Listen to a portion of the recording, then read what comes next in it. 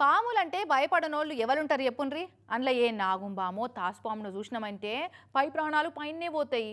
అసొంటిది bathroom పోదామని door తీసే వరకు పాము హాయ్ అని చెప్తే ఇంకెట్లుంటది.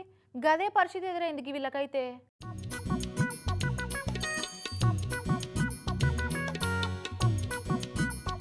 కడుపుల బరువు దించుకుందామని పోతే బాత్రూంలో పాము బజ్జోను కనిపిస్తే ఎట్లుంటుంది.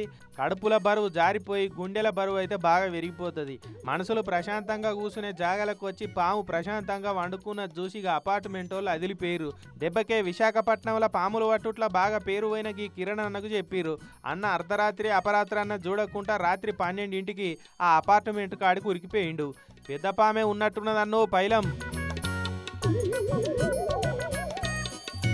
ఆగో చేతులకు గ్లౌజులు వేసుకున్నాడు, డోర్ తీసుకున్నాడు, బాత్రూంలోకి పోయిండు. ఏందో బాత్రూమ్ గడిగే బ్రష్ పట్టుకున్నట్టు కొండ శిలువను లటుక్కన పట్టుకున్నాడు, బయటకు తీసుకొచ్చిండు.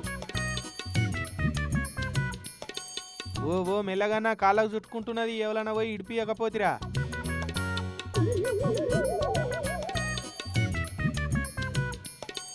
ఏదన్నా ఏ పాటి పెద్దగా ఉన్నది.